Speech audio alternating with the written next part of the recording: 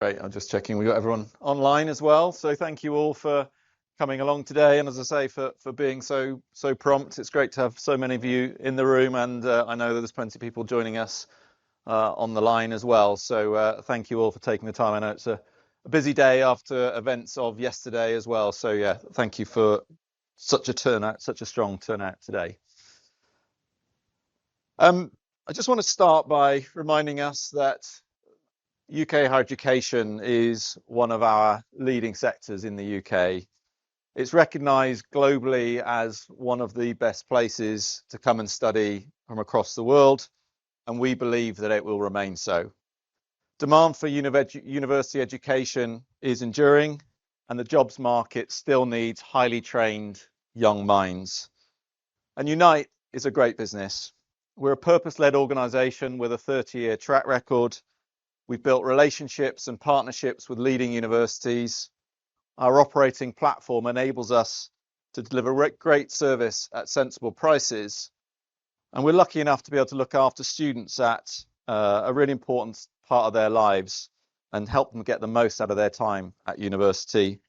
And we've got a great team who are committed and invested to work through the challenges that we have in front of us. We're disappointed by the 25-26 sales cycle and the impact that it's had on FY26 numbers, with the guidance for a reduction in earnings next year. But we've reflected on what we can do differently, and we'll set out a plan today of how we can return to growth. And it has been a tough few weeks, but over the years we've faced challenges before and we've built resilience.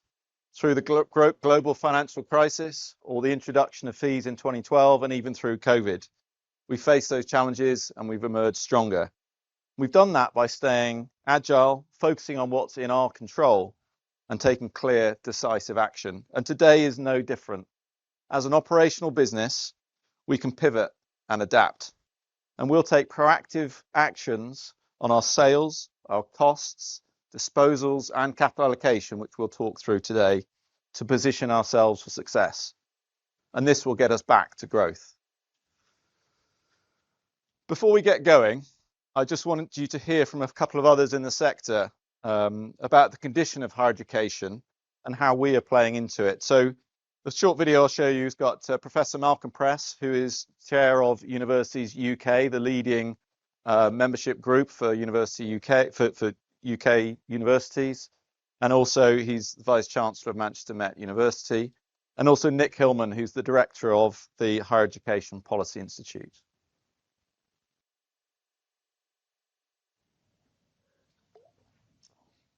Great, hope you found that interesting. Very helpful to have partners like Malcolm seeing the value that we can bring and help the growth of their organisation. So I'll just take you through the outline for the day. I'll start with an overview of the sector. We'll then move on to a look back to the lettings performance in 25-26, and Karen will share his thoughts and approach for the 26-27 sales cycle, which kicked off just 3 or 4 weeks ago. And then Mike will talk us through what this means for our financial performance and our capital allocation framework. And I'll come back to you at the end to pick up with where we are on Empiric and pull the rest of the presentation together before opening up for some Q&A.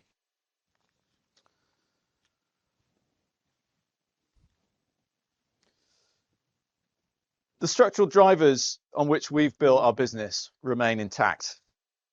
As you've heard, there are world-class universities in the UK and enduring demand from both UK and international students. And that's been driven by the demographic growth, which keeps going for the next 5 years, and growing wealth globally. There is still a shortage of housing across the UK. Whilst there are pockets of new supply in our sector, HMO regulation and development viability mean that this will continue to limit new supply. A number of headwinds that we have been tracking have come faster and stronger this year than we had expected. And this means that the overall take-up of PBSA is down, and our occupancy has ended up 2 points down at 95%. And we know that we could have been more proactive in some places. However, the vast majority of our cities have performed very well. We're at 97% occupancy in 19 of our 22 cities on average. And really the shortfall has come down to a significant underperformance in 3 cities, and a weaker lease up on new buildings and major refurbishments, particularly where there's been new supply in those cities. And what sits behind that is the fact that there are fewer domestic students have booked with us this year, and that is particularly at low and mid-tariff universities. And whilst the international recovery has not been as fast as we had expected, actually our international sales are flat year over year. So we've learned from all of this, and we are going to take a different approach for this year's sales cycle. As I say, Karen will talk us through that shortly. We know that we need to be proactive, and we know that we need to change. As I say, we've been here before, and we're confident that we can do it again. We've got the best operating platform in the sector, and we can flex our offer. We will push harder into nominations agreements and rebookers, and we will use price in lower occupancy cities to grow total income. We will be ruthless on costs. We have already started the restructuring program underway, and we will use our new technology platform to drive and reduce costs further through 26 and 27. We will accelerate disposals, and we will also use our funds and third-party capital, and we have optionality over much of our development pipeline, and this will be reviewed given our current cost of capital. Whilst our earnings will go backwards next year, we will plan to get back to growth for 2027 and beyond by repositioning our portfolio to make sure we are aligned to the strongest universities, getting back to 97% occupancy on our target portfolio, and driving above inflation rental growth. We will use Empiric as a springboard to grow our share of the returners market, and we are delighted to have got the CMA clearance earlier today. We will focus our capital on university joint ventures and nominations, and we will be disciplined with our capital as we realise disposals, considering share buybacks whilst maintaining the strength of our balance sheet. We're confident that we can return to growth. We've got a best-in-class platform and a highly capable team who can deliver the change that we need. There are lots of questions about the HE sector right now, and as you heard from Malcolm and Nick, we believe that many of these are being overdone. The UK has a world-class, globally accessible higher education sector. It is renowned the world over with 17 of the top 100 universities, educating over 2 million young minds every year with world-class research and spin-outs that drive growth. And higher education makes a huge contribution to the UK economy and is now the 4th or 5th largest export that we have. It generates soft power as well. There are 58 serving world leaders who are educated here in the UK. And whilst the US, Canada and Australia are all making it harder for international students, there is emerging competition from other nations, particularly in Asia. In the budget yesterday, it was confirmed that a levy of £925 will be charged on international students, and this will be used to fund the reintroduction of maintenance grants for students from lowest income households. Given the global competition that I just talked about, universities in the main will seek to absorb these costs. Young people still want to go to university. 41% of 18-year-olds applied to go to university this year at or around record levels. 84% of parents and grandparents want their children to go to university, and the residential element is a core part of the experience of going to university for so many. Overall, a degree is estimated to be worth between £200,000 to £300,000, that's after tax and student loan repayments, relative to what a graduate would have earned if they had not gone to university. And these premiums are weighted towards the higher universities, and actually the average masks the fact that 20% of students don't generate a premium at all, and this is generally at those weaker universities. Graduate employment is soft at the moment, but this is in the context of a soft employment market overall.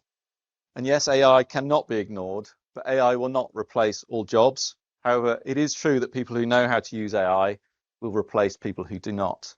And universities are responding and changing the way that they educate. And in a world where more skills are required, a high-quality university degree will be more valuable than ever. The government is supportive of higher education. They see it as a fundamental pillar of the industrial strategy, as Malcolm Press said. And in the recent white paper, it is clear that they are looking for change from the sector. They are getting tougher on universities.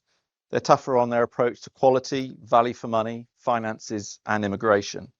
But they're not looking to reduce the numbers of international students, but they want to ensure that they are of the right quality to come and study here, and linking them particularly to better universities. They will continue to support teaching universities that do a great job educating, delivering skills and employment outcomes for young people. And this is what's encouraged them for the first time since 2017 to allow tuition fees to grow with inflation, which clearly helps university finances, which have been under pressure for some time. And whilst universities may have been slow to respond to financial concerns, they're definitely doing so now. And they will continue to focus on efficiencies. We could well see more mergers like the one we saw with Kent and Greenwich earlier this year. But it is clear that universities need capital, and this presents a huge opportunity for us, particularly as they see the value of high quality, affordable accommodation. So what does this all mean for us? I pull out three key factors here. One is that the strongest universities are outperforming, and they will continue to do so. The second is that UK and international students will keep going to university here, and they are being more discerning about seeking value for money from the investment they're making in their education. And thirdly, universities are getting their finances in order, but they are unlikely to be investing new capital into accommodation. And that's why we centre so much of our strategy around it. So in a market where the gap between the winners and losers is growing faster than ever, we need to reorientate our growth. This means that we will further reposition our portfolio. We will remain focused on university relationships and joint ventures, and we will grow our share of second and third year students who live with us. We've always believed that stronger universities and a tighter real estate market drive the best long-term performance, and the last 12 months have reaffirmed this view. We've disposed of nearly 15,000 beds over the last 5 years, exiting 5 cities, and you'll see from the chart on the top right that these have been from some of those weaker cities. But we need to go again. We need to reposition our portfolio further and aligning to those universities and cities that will underpin growth. And we are targeting a portfolio that will now be in 18 to 20 cities and 80% aligned to high tariff and the best teaching universities.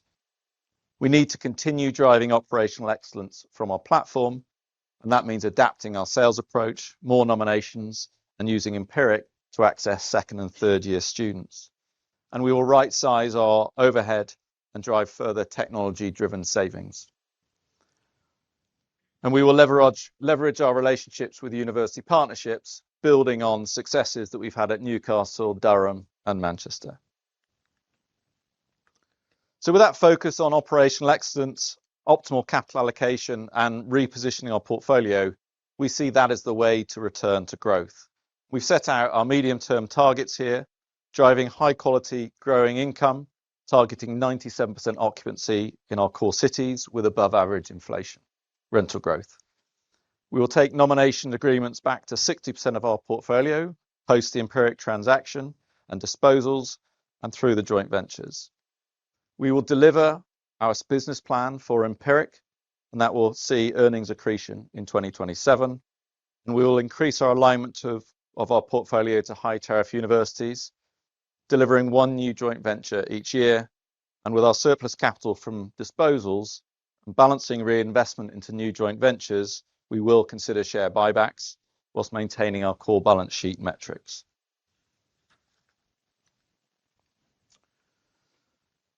So I'm now going to take you through a bit more detail, looking back on the 25-26 sales cycle, and then what we'll do differently in 26-27. So looking back over what happened, we've delivered 95.2% occupancy at 4% rental growth against our target of 97%, a shortfall of around 1,200 beds to that target. High tariff universities have performed well, recruitment up 8% at those universities, and they have taken share from low and mid-tariff universities, as I mentioned. And we've seen softer demand at lower ranked universities, which has led to a 2% fall. Students still see the value of a residential degree, but as I said, are getting more discerning about their university and accommodation choices. We've seen increased bookings from universities with nominations up 2% year on year to 59%, with international sales stable at 28%. New supply had a bigger impact on occupancy than in previous years in a few cities, and we saw that particularly where we opened new buildings or refurbs, and the strongest cities continued to deliver with 4.3% rental growth in those cities with 97% occupancy. And I'll now take you through the key elements of these in a little bit more detail. So that trend of higher tariff universities taking share has really accelerated since 2022, and I have to admit has been faster than we had expected. Facing financial pressures, those high quality universities have recruited hard for UK domestic students, taking share from weaker ones, and students understandably have traded up where they can. We have grown our occupancy this year at those universities off what was already a strong base, but we've seen falls at medium and low tariff universities. We have just over 90% of our portfolio aligned to medium and high tariff universities, but as I said, we need to do more. Historically, we have focused on high mid tariff, but it is becoming clear that some mid-ranked are also getting caught out by these trends. So we need to be even more forensic on which universities we are going to support and align ourselves to. Helpfully, the Empiric acquisition increases our high tariff exposure by 3 percentage points. Our nominations have provided us with a strong underpin of our performance once again. We've grown the number of beds, working closely with our university partners, and we feel this demonstrates the real strength of those relationships and the quality of our offer mid-market price points. Following the acquisition of Liberty Living back in 2019, our nominations dropped to 51%, but we have since grown them back to their highest ever level this year.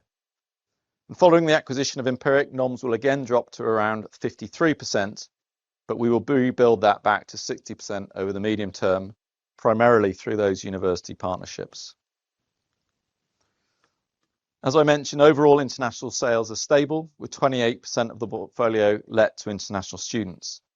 Encouragingly, we have seen a recovery in international students this year, up 7% year to date after last year's fall, which was caused by the much talked about visa changes and the perceived welcome that students receive when they arrive. And some of this data was captured in today's migration data that was released, showing that drop in migration on student visas was up to June 25. We have, however, continued to see a shift from international postgraduates to international undergraduate demand, and this was the principal cause behind the decline in our late cycle sales. We also lost a share of postgraduate demand to some of our competitors who are discounting heavily in this space, and we could have done more there. Higher education remains a major export for the UK, and the government is balancing the continued support for international students going to those high quality institutions while stopping perceived abuses of the student visa system.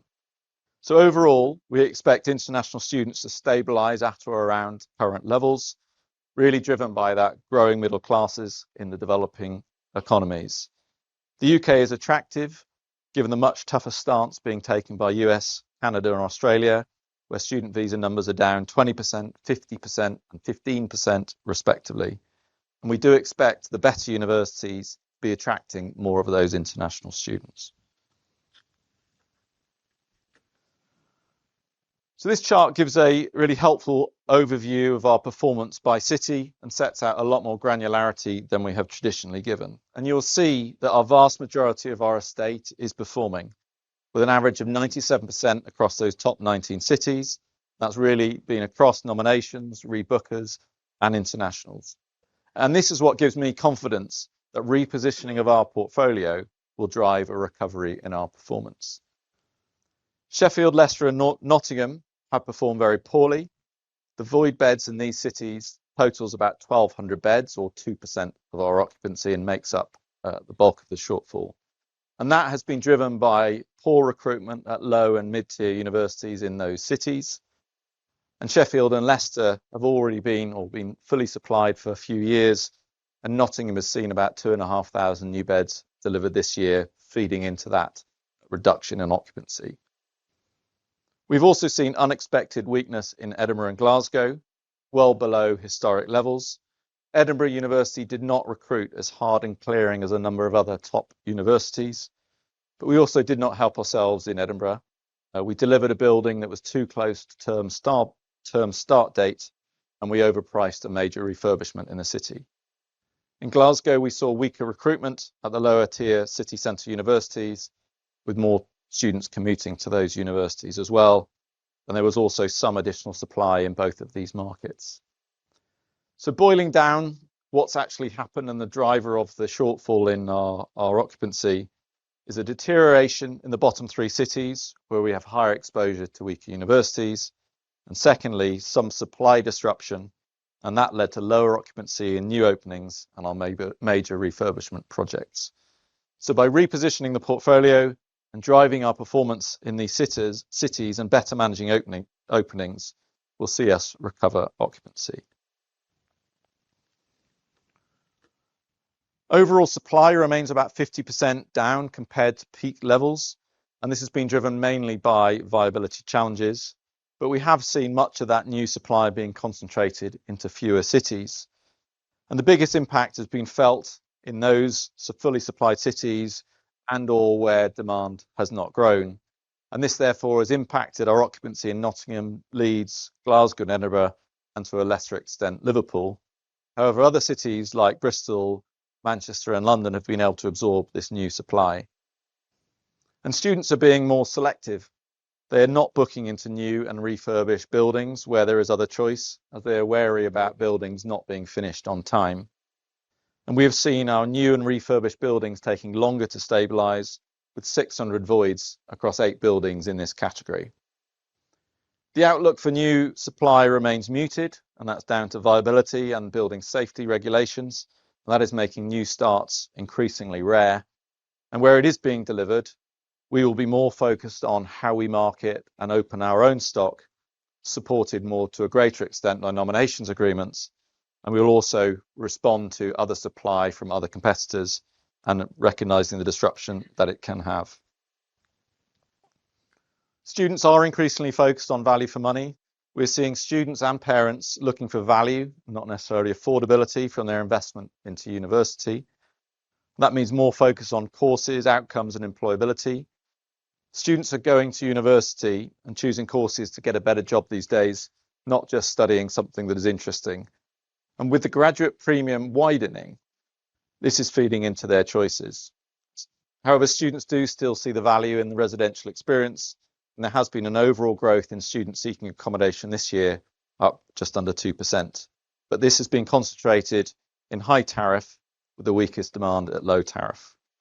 But it is important to note that this does differ significantly by university, and we need to get under the skin of that in determining where we will locate our buildings. But it has driven the underperformance in cities where we have a higher exposure to low tariff universities and/or the high tariff universities not being able to grow its own demand. And this theme is backed up by our demand at different price points. We offer a range of price points across our cities and continue to provide value for money, affordable accommodation. But interestingly, we've seen our strongest demand at our mid price points and in London, and the lowest demand in lowest price rooms. And our prices overall still screen well relative to the competition, including the HIMO sector and the university beds. And occupancy is being driven by university quality more than price. We still see an encouraging outlook for rental growth in most cities, but we have seen a widening range across our portfolio. As you'd expect, the stronger cities have delivered the best rental growth at 4.3%, but that's been down to about 1% in the bottom 3 cities. This was underpinned by the strongest rental growth on nomination agreements this year. We expect both of those trends to continue into 26-27, and Mike will talk you through this shortly. And nominations continue to provide good income visibility and rental growth outlook for us, with an average unexpired term of just under 6 years and index linkage supporting rental growth of 3 to 4% going forward. 12% of our beds expire this year. These are mainly single-year deals. We've got a really good track record of renewing one-year deals, with about 85 to 90% of these renewing each year. And given their price point at around a 10% discount to open market rents, this helps to explain why universities are keen to renew. And rental growth has outperformed direct let this year. That's actually reversing the trend that we've seen over the last 3 cycles, where direct let growth has been much stronger. So enough from me. Karen, over to you.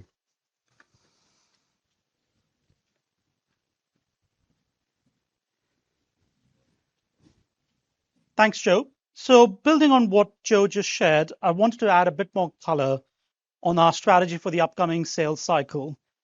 These plans reflect the market trends that Joe talked about, but also the lessons that we've learned from last year. At the heart of our strategy are our norms. At Unite, we see nominations as the bedrock of our business, and we've always valued the income certainty they provide us. They give us real competitive advantage, which is extremely difficult for others to replicate at scale. As Joe shared, since the Liberty acquisition, we have steadily increased the percentage of rooms under nominations to 59% and converted more and more of those agreements to multi-year deals with inflation-linked rental reviews baked in. This year, we are being very proactive and have already started advanced discussions with our existing university partners, as well as with past partners and potential new accounts to further grow our share. Where we need to, we have been aligning start dates and tenancy lengths as well to ensure that we are best placed to deliver to their needs. Second, returners are becoming more important to us as we look to grow share. And to better meet their needs, we are revamping our offer. From the ability to choose the best rooms at the start of the cycle to an early bird loyalty discount with a best price guarantee commitment, which means they will always get the best deal in the market. Soon, we will also have Empiric properties that offer a more independent living experience. This will further help us drive retention, but also gain back some of the market share that we lost in the international segment. Third, we're taking a more balanced approach in our lower occupancy cities. Here, we intend to remain positioned for value and have lowered some prices where we felt it would drive occupancy and total income. In addition, we are exploring a range of other options as well. This includes securing more nominations where we can, but also reviewing the incentives we offer to exploring tenancies with a start date in Jan, which will coincide with the new intake that some of our universities have started offering now as well. On both price and incentives, we are seeing the market stay very balanced at the start of this sales cycle. We do have the ability, though, to react to changing behavior if required. Next, we are revamping our sales and marketing approach for new as well as refurbished properties.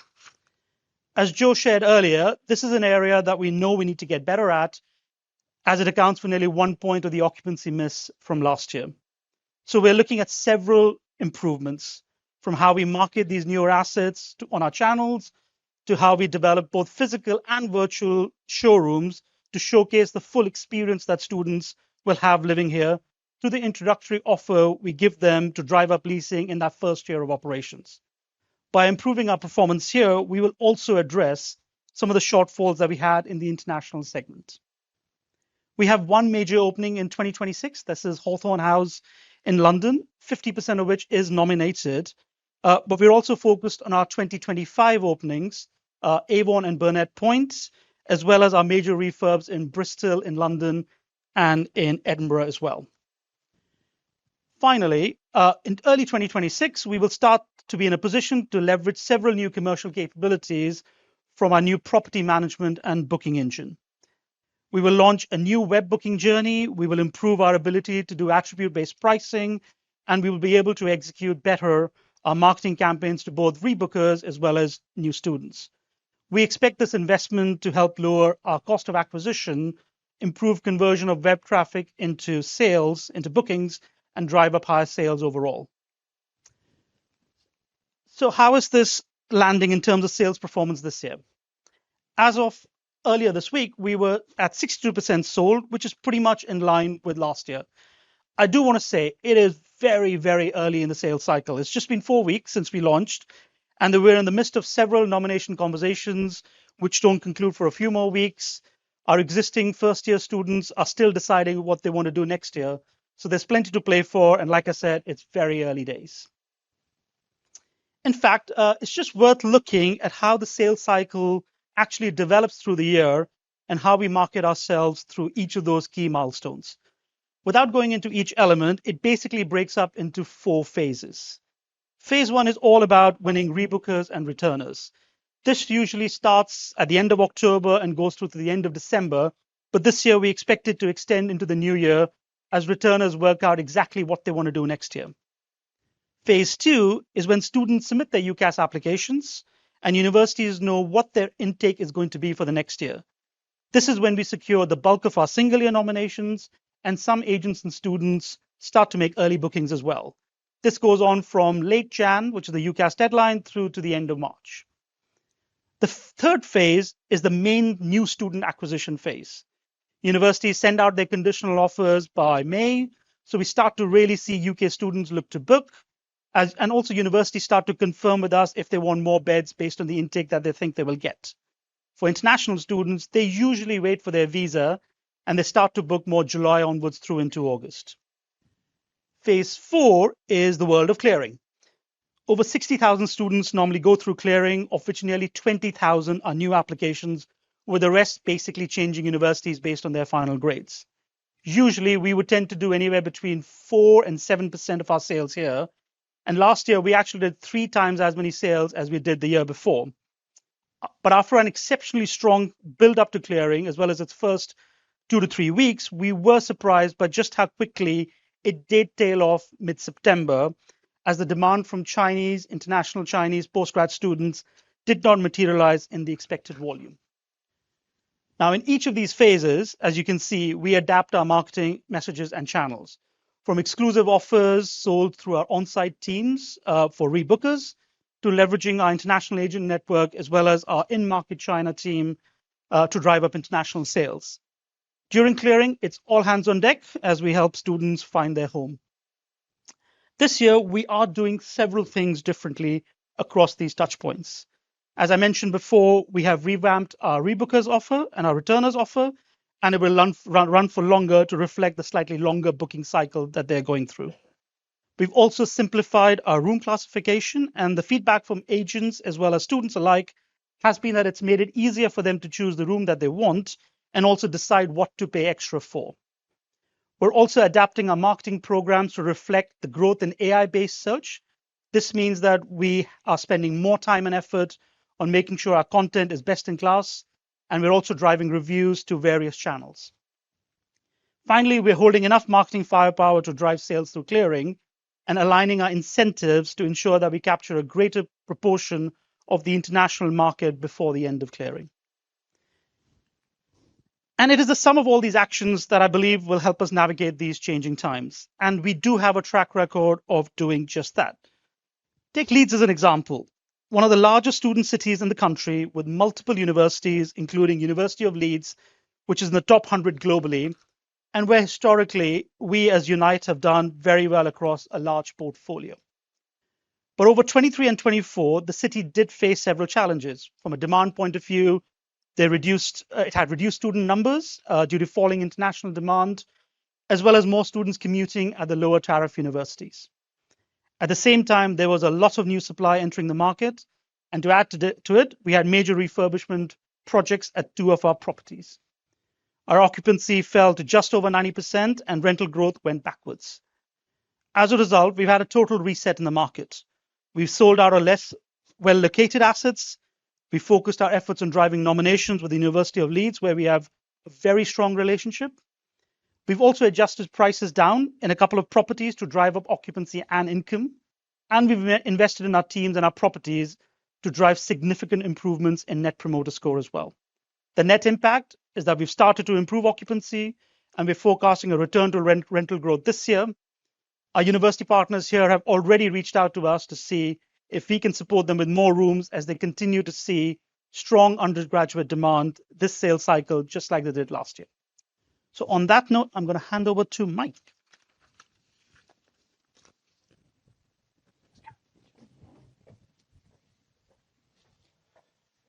Afternoon, everyone. I'll now take us through our financial outlook based on our operational indicators and planned investment activity. I'll start with our income guidance for the year ahead. Hopefully the pages just presented by Joe and Karen provide helpful background to the following guidance for the 26-27 academic year and beyond. Our overarching assumption is that student housing demand will be broadly stable for the next academic year. This is based on a larger UK 18-year-old population and our expectations for broadly stable international demand and a further increase in students choosing to live at home at medium and low tariff universities.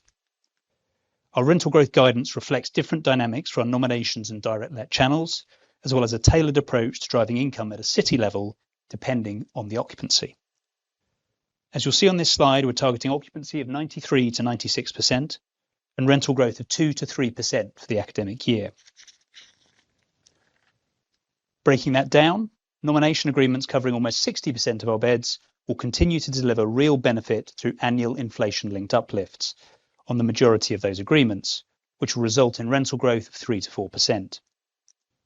For direct let beds, as you've heard from Joe, our higher occupancy cities, representing around 25% of our beds, are in good health, and we expect them to deliver rental growth of 2 to 3%. As you've also heard, we'll adapt our approach in markets with higher vacancy to drive improved income. Pricing will be up in some of these markets and down in others where there's more pronounced vacancy. These markets represent the remaining 17% of our beds, and we see their pricing broadly flat. Taken together, our guidance for occupancy and rental growth results in like-for-like income growth of 0 to 4% for the next academic year. The range in our guidance reflects the fact that it's early days in the sales cycle, and we'll look to narrow this guidance over the coming months. As we come to our earnings guidance, it's also worth remembering that only 1/3 of this income falls into the 2026 financial year. In response to our lower occupancy, we're being proactive in reducing costs and improving the efficiency of our platform. Today, our operating expenses at property level account for 30% of our rental income. Our overheads then account for another 6% of rent. These overheads are substantially offset by the management fees we earn from USAF and our LSAV joint venture, which offer a highly valuable source of recurring income. We pride ourselves on this overhead efficiency, but also recognise we need to do more. This is either by reducing costs or generating new management fees, such as those that will come from our university partnerships. We've already taken action to reduce central costs and are targeting a 20% reduction in our head office staff costs before the end of 2025. This change is expected to mitigate the impact of inflationary increases in our operating costs from wages and utilities and higher marketing costs in 2026. And as a reminder, we typically look to hedge out our utility costs 18 to 24 months in advance to provide cost certainty. As a result of all of these actions, we expect to see costs in 2026 flat versus 2025. Next, we turn to earnings and the factors driving our performance in 2025 and 2026. For 2025, we continue to see adjusted earnings in line with existing guidance of 47.5 to 48.25p. This reflects income modestly above expectations the 24-25 academic year and costs slightly below budget in the year to date. We also expect to realise the benefit of a non-recurring fee of around 1p on formation of our Newcastle University joint venture. Together, these factors offset the impact of lower than expected occupancy for the first term of the current academic year, meaning our guidance remains unchanged. As we look ahead to 2026, we expect a high single-digit percentage reduction in our adjusted earnings per share from a combination of factors. We expect like-for-like rental growth to have a broadly neutral impact on earnings in the year. This reflects an income reduction from shorter tenancies for the 25-26 academic year, the impact of which will fall into the first half of 2026. We then expect this to be offset by growth in income for the first term of the 26-27 academic year. Our development completions will have an initial drag on earnings as they take longer to achieve stabilised occupancy and rents. For our 2 new buildings and 1 reopening in 2025, we achieved 65% of our target income in year 1, which reflected the challenges Joe noted in leasing off plan in a more competitive market. The combination of reduced income and higher interest expenses on completed projects will reduce earnings by around 2% in 2026, albeit we see this being recovered over time as occupancy reaches target levels. Our university joint ventures will deliver us 2 sources of fees in the future. Larger fees at the formation of joint ventures, followed by recurring management fees, once those properties are operational. We expect to realise lower non-recurring development fees in 2026 based on the contractual milestones we expect to deliver during the year. Capital recycling is also expected to have a modest drag on earnings due to increased disposal activity. This reflects the disposals already delivered in 2025 and the £300 to £400 million of planned asset sales in 2026. As previously guided, higher interest costs will reduce earnings in 2026. This reflects an increase in our cost of debt to around 4.5% due to refinancing activity, as well as higher marginal borrowing costs on new debt. Our EPS range for 2026 reflects the spread in occupancy and rental growth guidance for the next academic year. How we deliver will determine where our earnings come in within this range.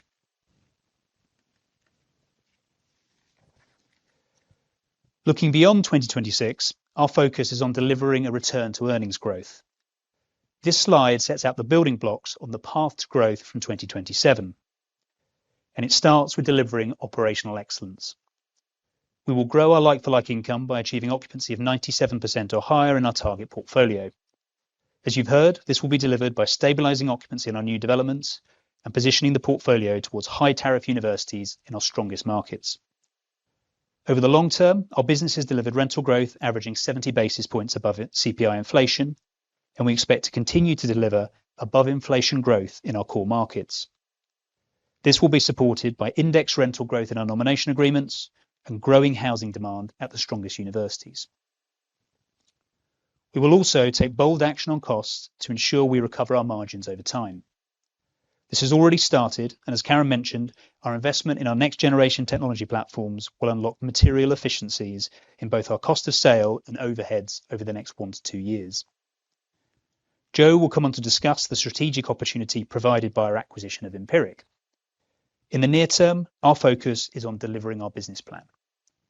We're confident in delivering our cost synergy target for the combined business and see significant opportunity to drive improved occupancy through our larger platform. Together, this activity supports earnings accretion from the acquisition from 2027. Optimal capital allocation is also key to ensuring a return to growth, which I will come on to discuss in more detail. We will deliver over 5,000 beds in university partnerships and developments between 2027 and 2030 at a target yield on cost of 7.3%.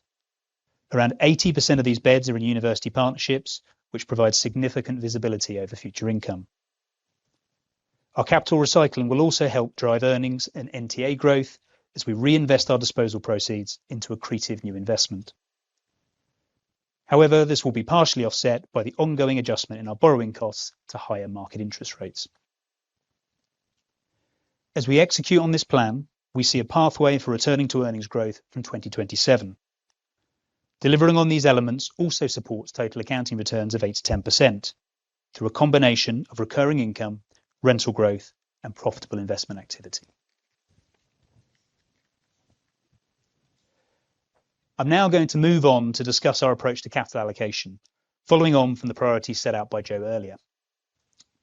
Our capital allocation decisions are framed around 3 key goals: increasing our alignment to the strongest universities, driving growth in earnings and attractive total accounting returns, and maintaining a robust and flexible balance sheet. However, our capital allocation decisions need to reflect the fact that market conditions have changed. Our cost of capital has increased and occupancy and rental growth have softened. This changes both how and where we will invest in the current market. A revised approach to capital allocation centres on 4 key areas. Firstly, we'll focus on our development activity around university partnerships, delivering on-campus accommodation at affordable rents. This is an area where we have significant opportunity for growth by leveraging our strong university relationships. Secondly, we'll be highly disciplined over new development commitments off campus.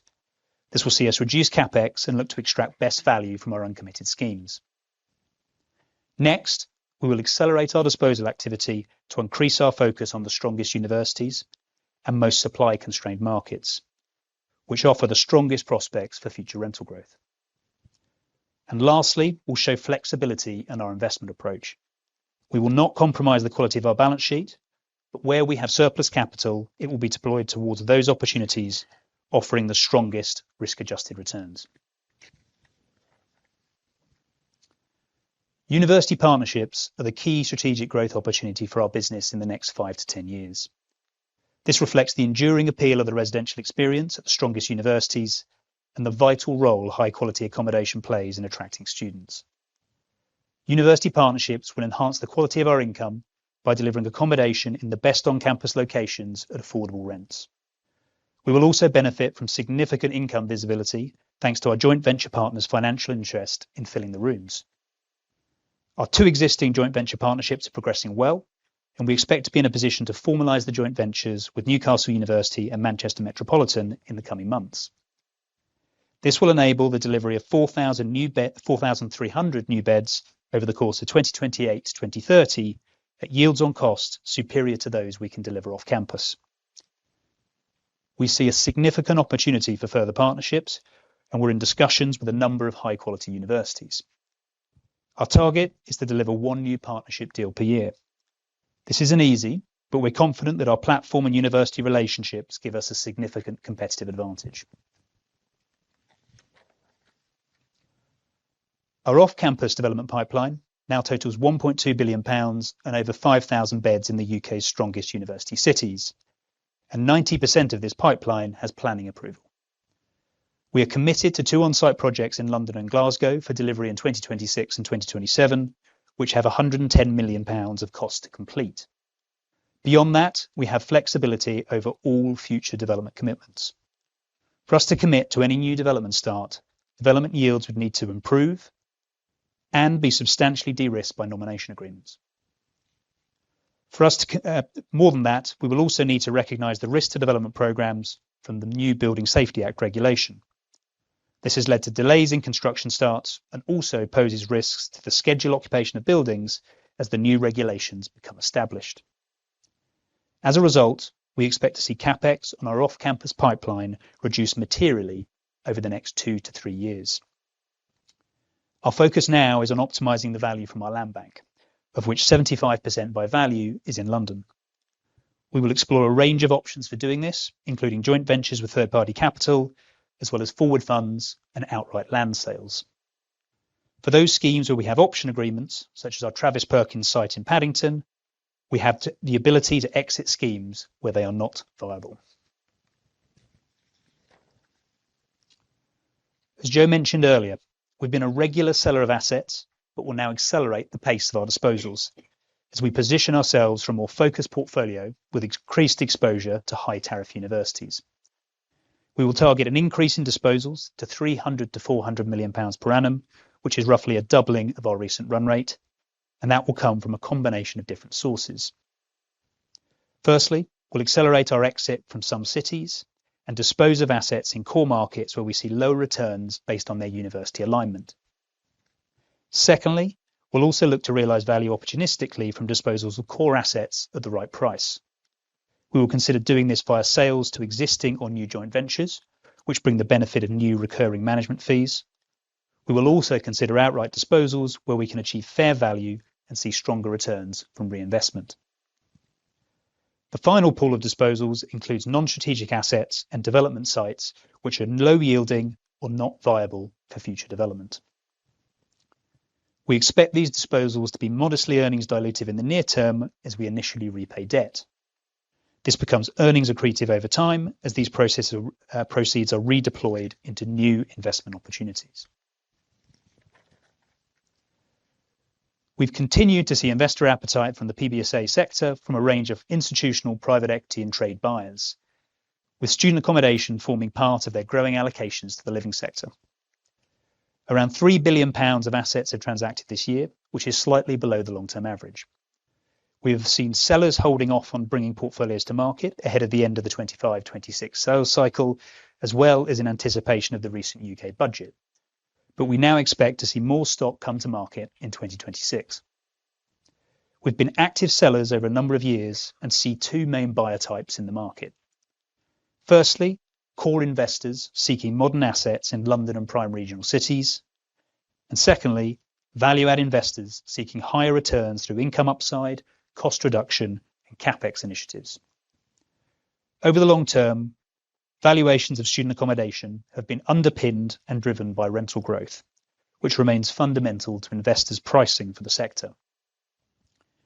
There are a number of transactions currently in the market which will dictate the trend in valuations over the coming 6 to 12 months.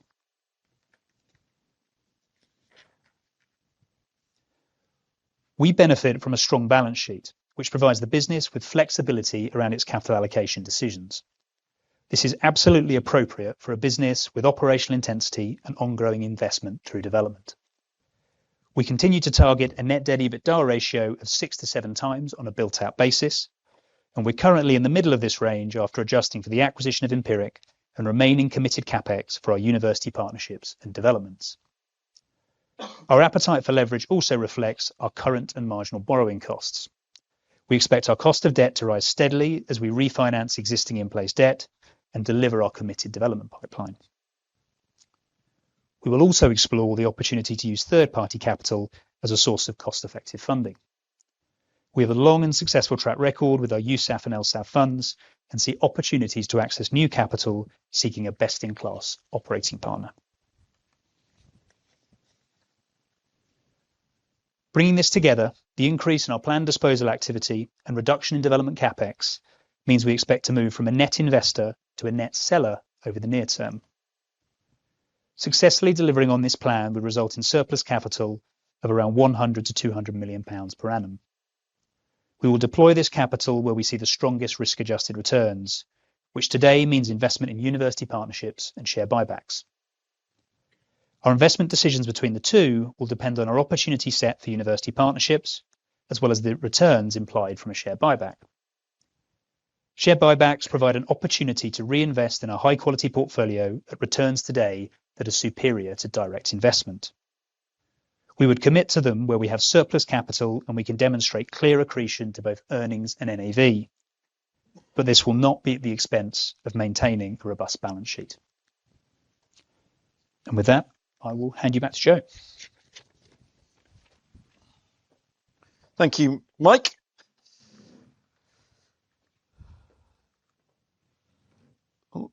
So, our conviction on the rationale for the acquisition of Empiric remains strong. Over time, we will be in fewer cities, but we will serve more students and customers who live in those cities. There are 1 million students living in HIMO today, and this market continues to be under pressure from regulation and further increases in the tax burden announced yesterday. And Empiric gives us the scale and the platform to go after that market in a meaningful way. And the PBSA sector is growing up, and it's growing up as a sector. We as Unite started out as a noms-only business back in Bristol some 35 years ago, and really have then extended and pushed the boundaries of the sector, pushing into a direct let business, but still very much focused on first years and internationals. But student demands and choices are evolving. And whilst we of a certain age may scoff at the thought, but customers are telling us that I am ready for something different in my second year. I'm done with the halls of residence experience. I want more independence. I want it to feel different. And Empiric provides us with a chance to provide that difference. And we feel that we can extend our customer life cycle by retaining more second and third years by offering that different experience. And in our building in Edinburgh we opened this year, it supports that view. We delivered 100 new beds in 1, 2 and 3 bedroom flats in separate blocks. And that was 100% sold this year in a market with occupancy of 88%. And the quality of the portfolio is high. I was up in Edinburgh and Glasgow last month and I saw it firsthand. The quality is excellent. Across the portfolio, the buildings are well located and it supports our shift to high tariff universities and will help us to reach our 80% target. The buildings are small and characterful, and they are a different product that allows us to play in that returner space and grow our share of second and third year students. We will sell around 10% of the portfolio in those cities where the alignment to high is not good enough. And we're also comforted by the fact that we're buying the assets 20% below replacement cost. And at the heart of this deal, we see opportunity to improve the performance of the portfolio over the next 2 to 3 years using our platform. Targeting occupancy of 95% plus over the next 2 sales cycles in line with our underwrite. And just to put that into context, the Unite portfolio has 35,000 first-year students living within it and about 18,000 internationals. We currently retain around 20% of our first-year customers through rebooking, and then 80% of those who don't rebook with us tell us it's because they want a different product. The Empiric portfolio is 8,000 beds, and they are 89% sold this year. So we will need to sell another 500 rooms to get them to 95% occupancy. We sold 800 rooms per week in the 3 weeks following clearing this year. So we're confident that we can drive a better performance from the portfolio, selling to our existing customer base, those rebookers who are looking for a different experience, using our sales techniques, our data and our tech platform. So we speak to all of our customers, we understand what they are looking for, and we can now follow up with a different product. We do this with our sales inquiries as well. And using the scale that we have with international agents, offering those agents more rooms, again at different price points, with our scale gives us greater reach into the agency market and that channel that Empiric never had. And then finally, we have around 15 to 20 properties that we can convert to the Empiric model, and we see revenue opportunities here as well. So we were delighted to get the CMA clearance today. That was confirmed with no disposals of that portfolio, and that means that we will be able to get our hands on the business in January. And whilst we've missed the start of the rebookers campaign, gives us much of the sales cycle to go after rebuilding their occupancy, and also gives us a great run at the synergy delivery through 2026. We've talked publicly about the synergies a lot already, and we aim to deliver that 14 million target by rationalising in-city and regional management costs across the operation, by the removal of duplicate costs such as offices, IT platform and PLC costs, and the benefit of bringing activities such as finance, marketing, HR and IT onto our scalable platform. With the Liberty acquisition, we outperformed our public target by 20%, and we are looking at opportunities right now to extract best value from synergies in 2026 to offset their lower year one occupancy, as every 1% of occupancy shortfall equates to around £1 million. And we have a fully kitted out integration plan, which will be phased over 2026. And we will see the transfer in phases of the sales and marketing teams, city teams, the technology transfer, and also their back office functions. So we've shared a lot with you today, very conscious of that, and I'll try and bring that all together now about how and where we are taking the business. And as I touched on earlier, our priorities centre around delivering operational excellence and optimal capital allocation, with that focus on high quality, growing income and a strong balance sheet. We've set out our medium-term targets around 97% core occupancy, with 60% of that through nominations agreements, delivering above inflation rental growth, repositioning the portfolio to 80% aligned to high tariff and the best teaching universities, delivering our revenue and cost plan for Empiric, delivering earnings accretion from 2027, and continuing to see a real opportunity amongst our university on-campus joint ventures, targeting 1 a year, and considering share buybacks as part of our capital allocation options with surplus capital while sticking to our leverage targets.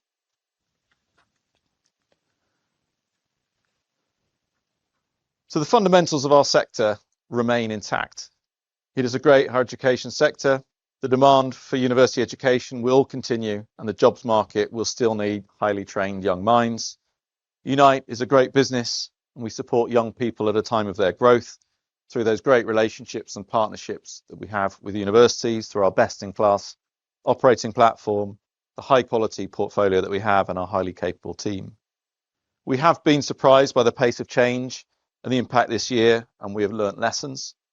But we will be proactive, as you've heard today, around sales, costs, disposals, and capital allocation. We will grow our share of second and third year students whilst maintaining our focus on universities, nominations, and joint ventures. And this will see us returning to a position of earnings growth. So once again, thank you all for coming and listening so intently. We'll now open up to some questions, and we'll start with some questions in the room. Put your hands up. We've got a mic coming. Thanks for the presentation. It's Sam King from BNP Exane. 3 questions, please, guys. 1 on strategy and 2 on guidance. Just to start on strategy and maybe challenge the alignment to high tariff point, which might sound counterintuitive, but does that actually solve the occupancy issue? Because if we look at performance this year, Nottingham and Sheffield are both high tariff and had occupancy issues. I see Leeds and Edinburgh also had lower occupancy than average. And then if you look at Portsmouth, for example, that's not high tariff and has traded very well. And that's a market where actually rental growth has been quite soft recently. So is the decision actually not a bit more nuanced here, and it needs to be pivoting the portfolio to focus on markets where, say, rents are sustainable or there's undersupply? Just any thoughts on that? Yeah, I think it is dangerous to oversimplify and just do pure groupings on tariff groups. You're right, but I think you need to understand. So in Sheffield and Nottingham, which are 2 underperforming cities, both of those high tariff universities have seen broadly flat numbers, slightly down actually, but it's been in the low tariff universities in those cities where we've seen the weakest level of demand. So it is having to think about in which cities there is that blend of high and low tariff universities. And those 3 cities also suffer from slightly weaker housing markets, I guess, of weaker local economies. So it's not as simple as focusing on high and low tariff, you're right. But in terms of our analysis and that we do of where we will be located, we believe that's the best shorthand for us to be pointing to talk about where we will be aligning our portfolio. Okay, thanks. And then second one on occupancy guidance, which might be for Karen. The low end of your guidance at 93% implies you get to just 81% for the direct let portion of your portfolio, which is a slowdown versus this year, despite the fact that student numbers will be up next year. So comment around that. What are the specific markets that you're concerned about looking into the next academic year? Sure. So that's sort of the lower end of the range reflects the uncertainty that we continue to see in the properties where we're aligned to the lower tariff universities. So that is your Leicesters, it is parts of your Sheffield, but even in some of the other cities, to Joe's point, we have even in a Glasgow some properties that are more aligned in the city centre to those properties. So I think, and also those are also the cities where we tend to have more direct let rather than nominations, because those lower tariff universities don't tend to underwrite the deals at the same level. So that's kind of why we're guiding to that lower occupancy level at that stage. Okay, thanks. And then final one for Mike on earnings. You can see that guidance is down 7 to 10%, but I understand that excludes the impact of Empiric, which on my numbers is 1% dilutive next year. So should we think about the actual downgrade for earnings being 8 to 11%? Yeah. So as Joe said, Sam, we will acquire the Empiric business at the end of January. We will be able to give you guidance incorporating Empiric at the time of the full year results. The guidance on the transaction is that it will be broadly earnings neutral in 2026, with the view that it becomes accretive from FY27. What's the level of occupancy you need for Empiric for it to be earnings neutral? To get back to earnings neutrality, we need to get to occupancy of 95% on a stabilised basis. Okay, got it. Thank you. Hi, it's Veronique from Van Lanschot Kempen here. Sorry.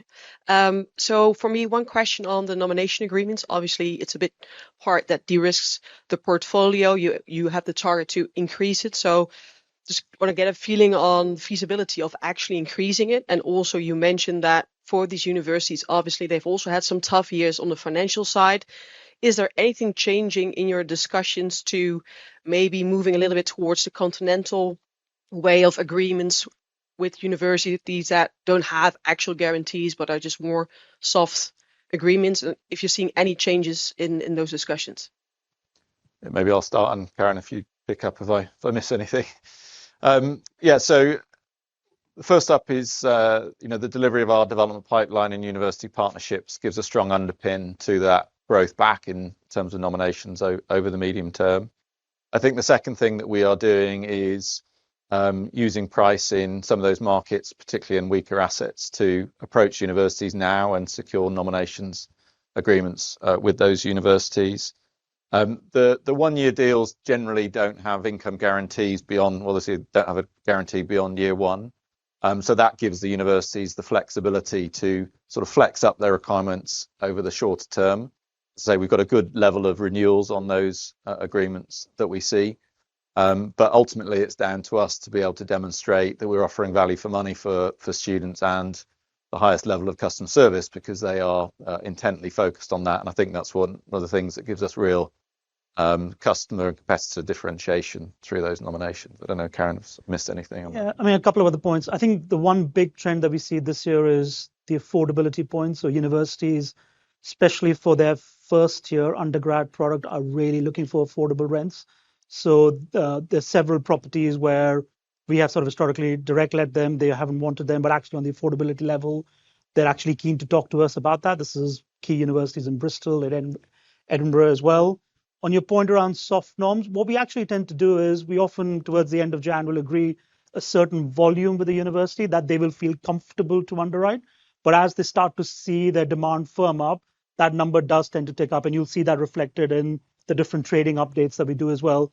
There's a couple of accounts where we'll have, just a recommendation on their accommodation portal, which is important as well, because parents do trust that approach as well. But over the last 3 or 4 years, we have pushed for more income security, because that is something that does then help us financially plan the rest of our year.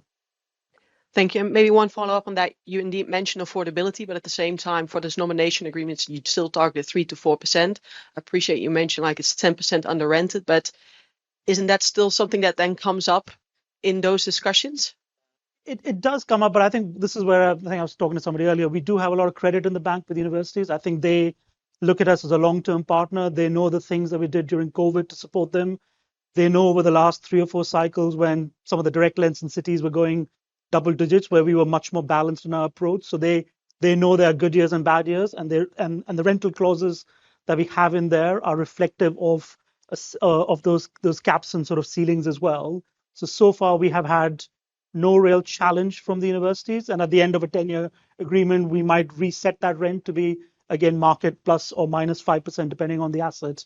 But I think the key thing for us is, and which is why I say it's such a competitive advantage for us and difficult for others to replicate, is it's built on multiple years of performance, not just a transaction. Yep.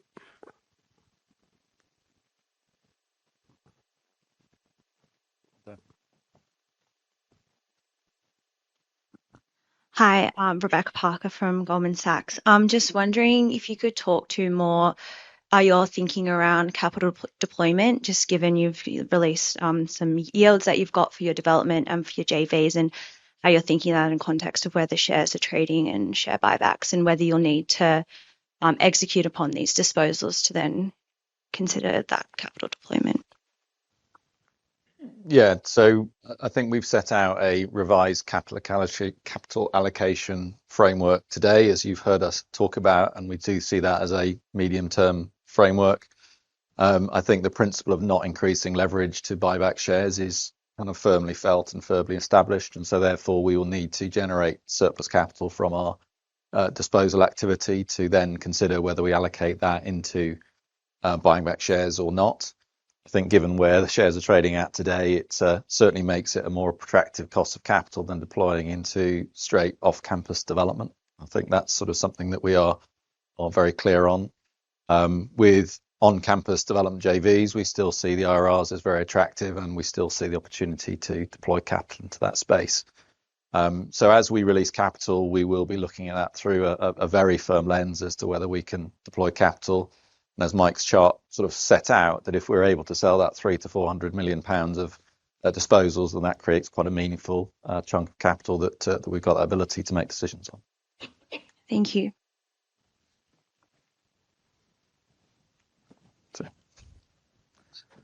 Hi, thank you. It's Tom Musson at Berenberg. Just following up slightly on Sam's question about the 93% occupancy at the bottom end of the range for next year. And you mentioned wanting to, I think, focus harder on occupancy. So if the 93% occupancy was to transpire, would it not sort of mean the sales cycle has got increasingly competitive? And so how does that align with still delivering 2% rent growth? Because I think in the Leeds case study that you showed, in the years where occupancy was 92% and 93%, rent growth was either -4 or 0. Yeah, I'm happy to take that, Tom. So, yeah, I mean, we talked about the conditions we see in the market for next year. So we think actually overall housing need will probably be flat to slightly up. You know, we've clearly given a guidance range that is slightly below in the midpoint where we were this year. If market conditions are the same, and if we execute better, we can be at the top end of that range. At the bottom end of the range, we're arguably being slightly cautious now, but we're still very early in the sales cycle, as Karen said, and we'll need to work through that. And hopefully, we'll be able to tighten that range for you over time. I think in terms of price, it's important to say that you do have a significant underpin in the rental growth from the nomination agreements. You know, that is 3 to 4%, and it's across around 60% of the beds. And as much as in that scenario you pointed out, where we might be at 93% occupancy, there would, yes, I think it's fair to say, probably be more discounting, and would be using price to drive occupancy. We still think there will be a number of strong and undersupplied markets where we'll be able to grow rents for those direct lets. Thank you.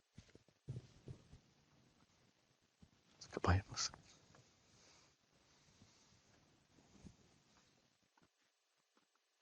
Hi, can you hear me? No. Hi, Akanksha Anand from Citi. 2 questions from my side. I'll go one by one. The first one is on the returns that you're expecting, the IRR returns that Mike briefly mentioned on the university partnership JVs. How have those returns changed, given that, now we are forecasting 2 to 3% rental growth compared to the 3 to 3.5% we were forecasting before? Yeah, hi, Akanksha. So on those university partnerships, we've been targeting IRRs, including the fees we generate, in the mid-teens. And generally speaking, there is a rental growth mechanism within those agreements that has been contractually agreed at the outset of those discussions. So it is an inflation plus rental growth mechanism over the long term, and the university will contract to take the beds on an annual basis. So, as much as, yes, the wider market has probably seen rental growth soften somewhat, in the case of these university partnerships, we have real visibility over the future income growth, which also protects our return. And in addition to that, the starting rents within those university partnerships are below the market rate on day one. So it does give them flexibility and some protection around that rental growth over time. Understood. The second one, just long term, what thoughts do you have on the split between direct lets and nominations? Is it still expected to be a 60-40, or can we expect it longer term to get closer to like an 80-20 split? Yeah, we've always liked nominations agreements, and I think they provide a good foil to the sort of direct lets, which tend to move more with markets. And in the very strong years, you see better rental growth on direct lets. In softer years, you see better rental growth on nominations, and obviously you get the income guarantee as well. So having that balance is important. I think, as we talked about today, we see that opportunity to take more second and third years in our portfolio, and I think that will those won't be covered by nominations agreements. Whilst occasionally we talk to universities about whether they would nominate second and third years and international students, I don't see that they will do that going forward. So we may see a stretch above 60%, particularly if we're able to secure those at what we see are sensible rents and sensible terms. So we don't see that as an upper limit, but I think we're setting that out as a target to build back to post Empiric acquisition, and then we will see whether we can go beyond that at some stage. Thank you.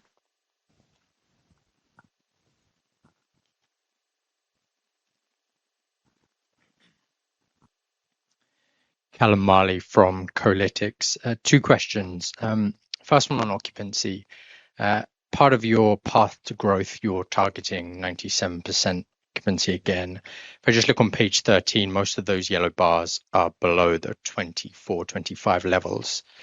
Why should investors believe that 2027 is an inflection point rather than the beginning of a structurally lower growth or occupancy environment?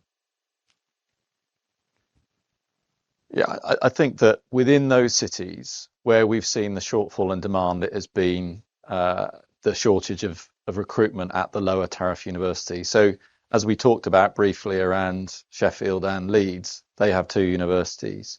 And where we've seen the shortfall and the drop off in occupancy has principally been at those lower and mid tariff universities. So the repositioning of the portfolio, setting out a target of 300 to 400 million each year over, a few years, means that we will be reducing exposure at those, maintaining exposure at the better universities where we expect to continue to see growth. So I think it is that repositioning the portfolio which is fundamental to allowing us to reposition and get back to that 97% underpin that we've historically had. And then on the second one, what makes you confident that high tariff universities won't experience a similar behavioural shift from domestic students living at home as affordability concerns remain high?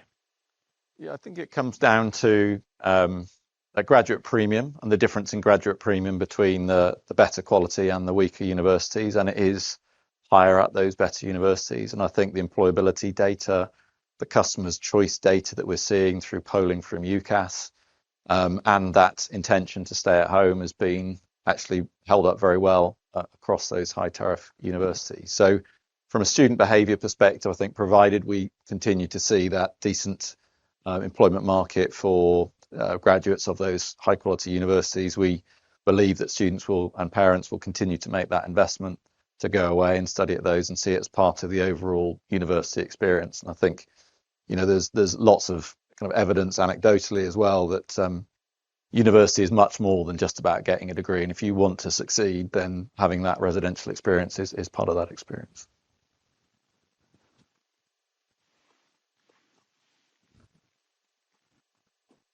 Hi, it's Paul May from Barclays. Got 3 questions. Again, we go one by one.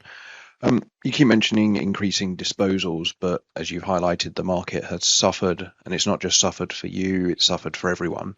So just wonder what confidence do you have that you can sell those assets for the prices you want? And should we expect those assets to be written down quite materially in the next coming results for you to, ahead of selling those? Maybe I'll start, Mike, and you can chip in. So, we've long been a seller of assets, Paul, and we've sold assets coming out of the financial crisis. We sold assets coming out of COVID, and we have generally sold assets in our weaker performing cities. So there are buyers for these assets. The average price per bed in those bottom 3 cities, or value per bed, is £65,000. That compares per bed, not per building, 65,000 per bed. That would compare to about 150,000 to build in those markets. So there is real value still to be had there. And we've sold assets which aren't full. Historically, we're not saying it's easy. It does take time to sell these assets, particularly if they aren't performing or aren't full.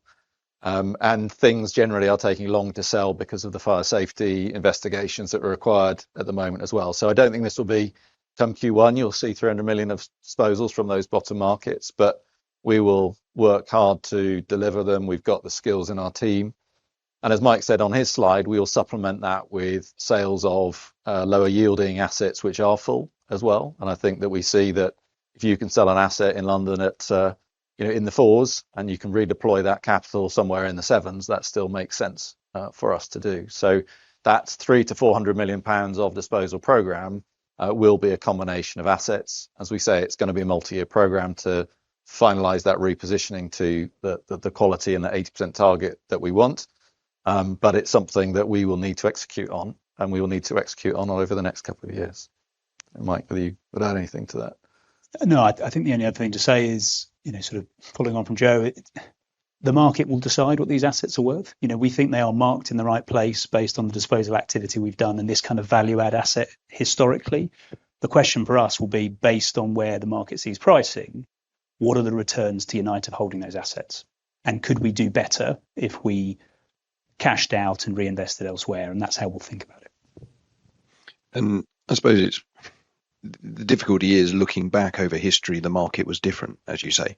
It's changed pretty much in about a month. If you look at your September confidence of hitting your guidance, then the October of not hitting that, it changed very, very quickly. that's going to have a material impact on people's decision making, surely. And when would we get some clarity over where the market is at, do you think?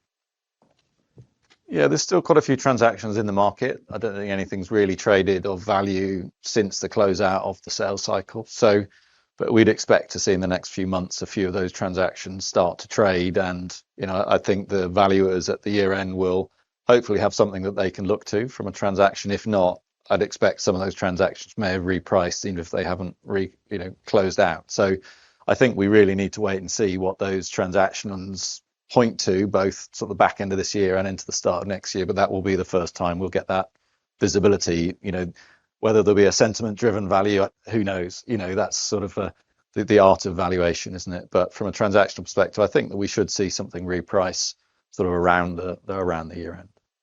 Cool, thanks.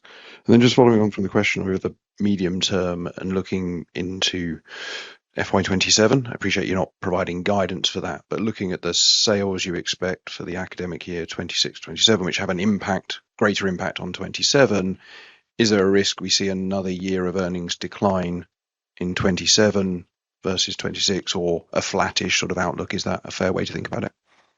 Yeah, it's fair to say, Paul, clearly income is a big driver of our earnings growth in the medium term. So, you know, how we perform and how we deliver on that 0 to 4% like-for-like rental growth guidance for the 26-27 academic year will have a big influence on our ability to grow earnings. And clearly we want to execute and be towards the top end of that range. I think if we're towards the weaker end of that range, we will have to go harder in some of the things we do. So that will be, you know, sort of, we've talked about being ruthless on cost, going harder at the cost base. It will also mean, you know, slightly different decisions potentially around capital allocation. So we will have to adapt based on our income, but the target is very much to get back to that earnings growth in 2027. Cool, thank you. You got any more in the room? Thank you. Is this on? Hello? Yeah. Yeah. Give it a sec. Andres Tome from Green Street. So just a few follow-ups on capital allocation mostly. You sort of mentioned disposals and it's in the bridge for EPS as well, but it doesn't sound like there's maybe anything in negotiations or in the process. So I'm just wondering, why do you already have it as a negative drag on your earnings this year, or sorry, 2026? And then secondly on that, you make the case for share buybacks as well. So considering that, wouldn't that effect in any case be neutral at worst if you deploy that money into share buybacks? Yeah, so Andrews, in terms of the impact of capital recycling in the 26 guidance, we've obviously made some disposals this year. So at share around 150 million pounds of disposals, and they were pretty much weighted to the end of August. So you do get the full 12 months impact of that. We think the 300 to 400 million disposals that we're talking to next year will be slightly H2 weighted. But we are also already having conversations about bringing a portfolio to market. That's more the sort of value add stock we've talked about, but we're also having conversations around core assets that we could sell maybe slightly sooner than that.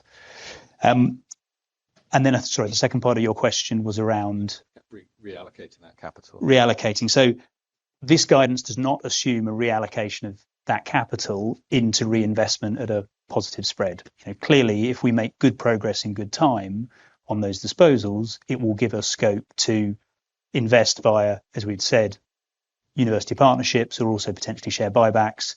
You know, the mix of how we deploy that capital when it's available will depend on the opportunities we see in front of us. You know, we are looking to do more on university partnerships. When we have that capital, it will depend on the opportunities we see in front of us.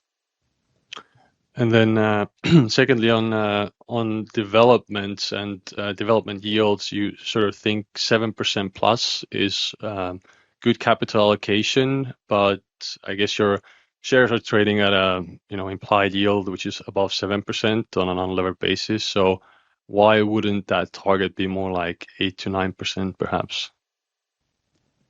I think, Andres, within 7% plus, there's numbers bigger than the 7 that we'd be pushing for. So, you know, there's a long way to go from development yields in the mid sixes to something that's, 7, 8, 9%. Clearly, that will mean that some of those schemes are likely to be unviable. You know, and the discipline for us is to say that we will not build schemes where they don't hit the kind of returns we need. I think the other point we drew out there is that nomination agreements need to back those income returns. But your point is a very good one. We need to think about how long it takes us to get to that development yield. We need to think about the risk involved in delivering it. And if there are better alternative uses of capital through share buybacks, when we have that capital available, we will think very hard about them. And then finally, how do you see the opportunity perhaps to tilt your product from student housing to other types of living, perhaps in micro living, co-living, sort of niches where the product fits the other side of that angle? Is there any impediments around that, or is that even a consideration?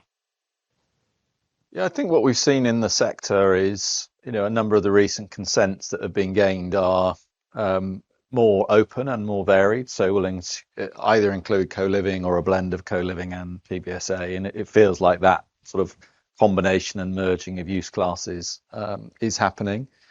With our Manchester Met scheme, we've actually got 4 very different product types within the 2,300 beds that we will be delivering. Now, they are all focused on students, but we're starting to see that blend of different product types and blocking of buildings into different products becoming more normal. So I think as we look forward to, and we get back onto the track of developing, I think wider uses and wider kind of consents will be something that we will be pushing for, because I think, as I say, we've seen success from other players in the marketplace of being able to do that and to be able to manage them more effectively than I think would have been historically. And I think students are more comfortable living in kind of non-purpose-built blocks as well, and a range of different tenants, particularly for those second and third years. So we see Empiric as a great sort of stepping stone into that space to just start to learn and understand that market better. And I think as we think forward to new schemes, then that wider sort of sense of uses will be something that we do consider. Thank you. What about you? Oh, sorry. Hi, Roy Kulter, ABN AMRO. One question maybe on the developments, because you mentioned that the 2025 deliveries are basically running below budget. So what's today's occupancy rate for those developments? And you also mentioned that students are sort of hesitant to sign up for new developments because they are worried on the delivery date. Is that fear basically actual fear? Are you running behind schedule on some of these developments? And is there something that you can mitigate there if this fear is basically not a real fear that you do deliver on time? And I'll do a question after that. Shall I take the one on occupancy maybe to start with in the development? So, as I said, in terms of the buildings that we open new or reopen this year, we achieved 65% of our target income. On occupancy, we're actually slightly higher. But what we did when we realised that the conditions were tough around leasing up new buildings is we took decisions to, in some cases, shorten tenancies. So we went from maybe a 51-week sale that was targeted at international students. When we saw that market was harder, we moved it down to maybe more of a 40-week tenancy in the first year to try and stabilise that income. So there is a bit of a gap to go to recover, both in terms of selling out in terms of all beds, but also in terms of stepping up the length of those contracts to where we originally budgeted. Karen, do you want to pick up the point around student behaviour and choosing student buildings which are under construction or nearing completion? So what we have found is that as there has been more supply in certain cities where students have had choice, they've not wanted to take the risk, and the agents who often advise these students have preferred to go with assets that have been open and stabilized. So especially in that first year where there's a risk that it might be delayed by 2 to 3 weeks, they've just opted for more stable sort of solutions. We saw that last year as well with our property that we opened in Nottingham. It was about 2 weeks delayed, and in the end it kind of ran at about half. This year it's almost full as well. So as students have come back, realized the quality, realized the experience, we've not only been able to keep a lot of the rebookers from the original 50%, we've also been able to attract and reposition the asset completely. So the product quality of what we're delivering is actually really good. The overall service provision is really good. They just don't want to take the risk when there are other options available. So for us, that means that we've got to try and deliver those properties a bit earlier, and we've got to do a better job of marketing them so people understand the overall experience and have contingencies in place if things do get delayed.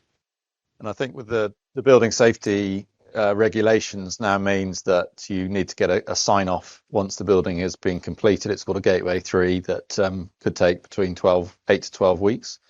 That will mean that student schemes have to be delivered significantly earlier than they have been beforehand. So you'll see that gap emerging. I think that does put further pressure on the ability to build new schemes. Okay, thank you. And then on the shorter lease terms, indeed, so it's also mentioned in the press release that students are taking a little bit shorter leases. So what's the trend? Do you think this is a trend, and can you quantify that? Yeah, so on the leasing, what we find is that when you're a UK domestic customer, you're really looking for a 40 to 44-week tenancy, which really mirrors the academic year that they're going through as well. So where historically we may have preferred a 51-week, if you're pivoting to a UK undergraduate or even an international undergraduate customer, that lease length needs to change. The other thing that we've also found is that some students are looking at actually, could we take one semester? They don't want to commit for all 3 semesters at the same go. So where we've got a bit of availability, we have offered that semester, and then we do a pretty good job of then retaining them and backfilling it if we need to as well. I think this is a function of one, alignment to the academic year, and secondly, just being a little bit more cautious about what if I don't like the university, what if I don't like the course. I want a little bit of flexibility in how I could make some changes.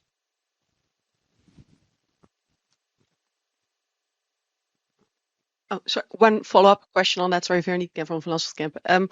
You mentioned indeed you offered shorter leases, but what's the actual rental growth that you saw in October versus September? In other words, did you have to give a discount to get to the 95% in occupancy? And if so, how confident are you that that doesn't impact your next leasing cycle?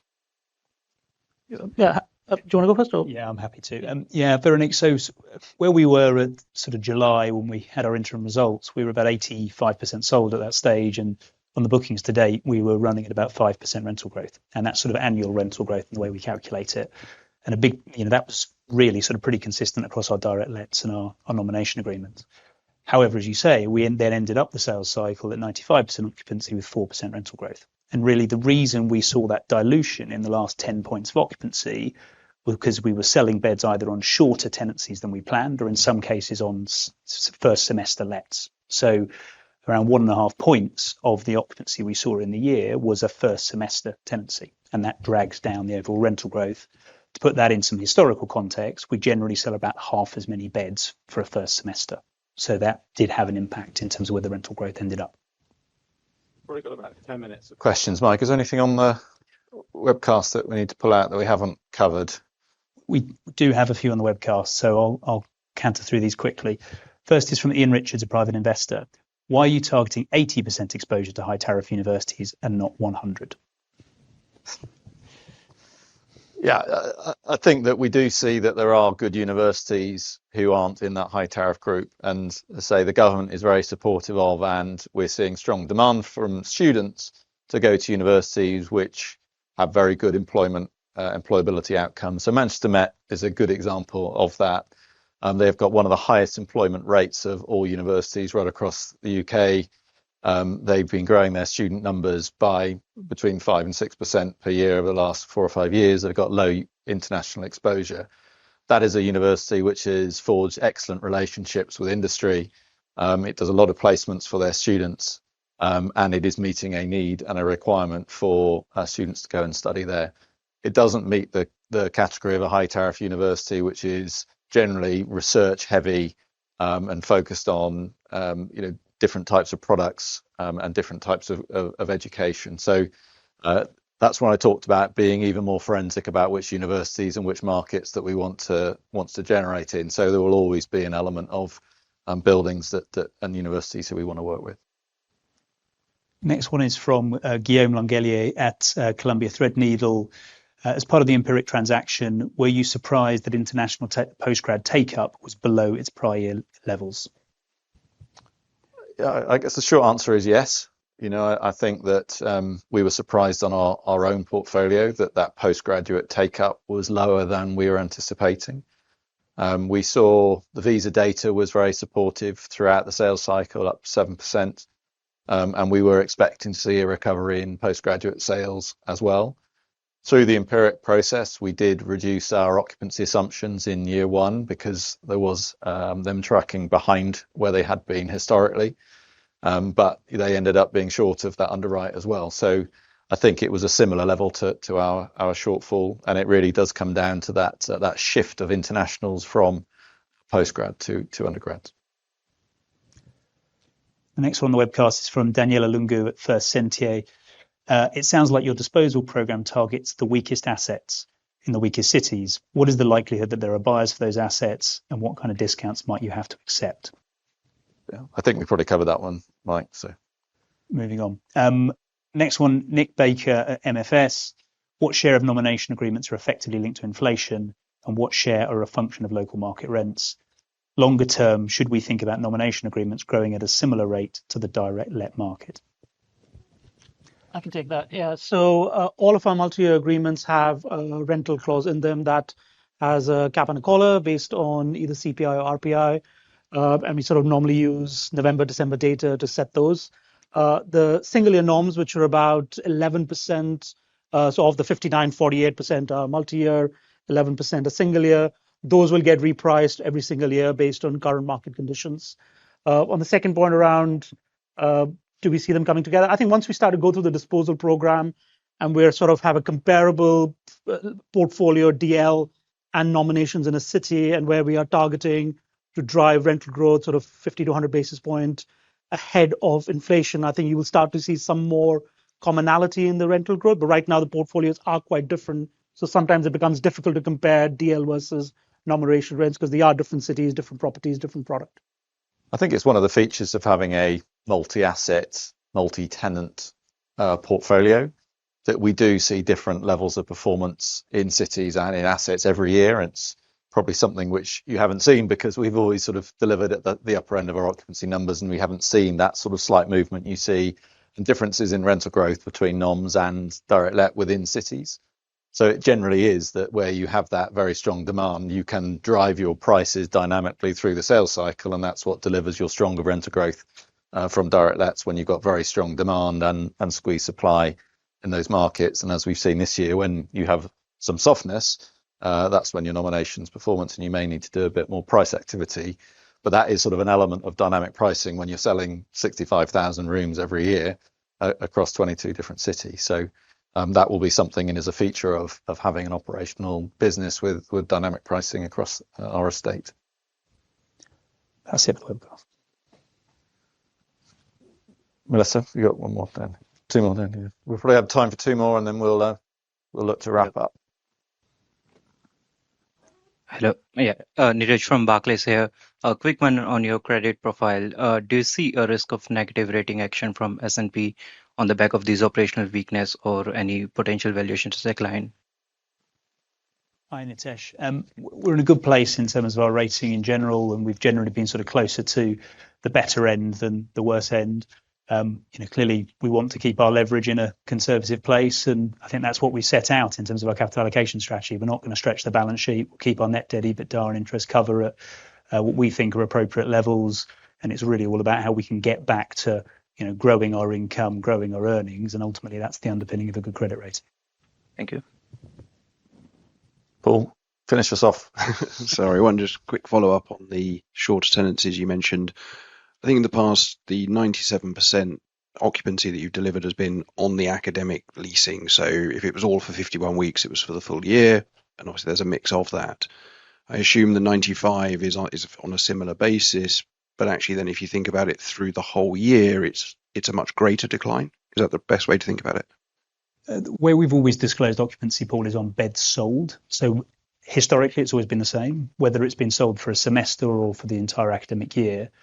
Where you get the impact of selling shorter tenancies or longer tenancies is in the rental growth. So our rental growth figure is an annual rental growth figure.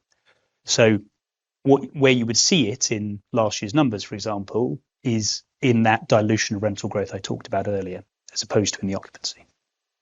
Okay, so there's not an additional impact because it's let for 10 weeks less than it would have been if it was on a post. So if something should have been let for 51 weeks and it's been let for 40 weeks, it will be 100% occupied in the numbers, but you're saying the rent would be lower, or how's best? Sorry, just to understand.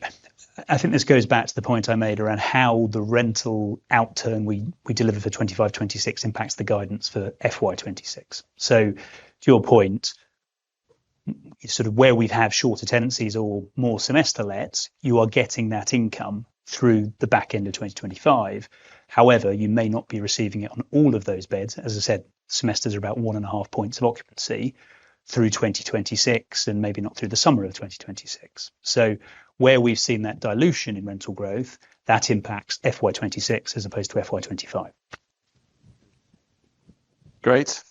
Well, thank you all for coming along and bearing with us as we took you through lots of information and lots of detail. And I really appreciate you coming, listening intently, and we're around if you want to chat, but otherwise we'll catch up with you all soon.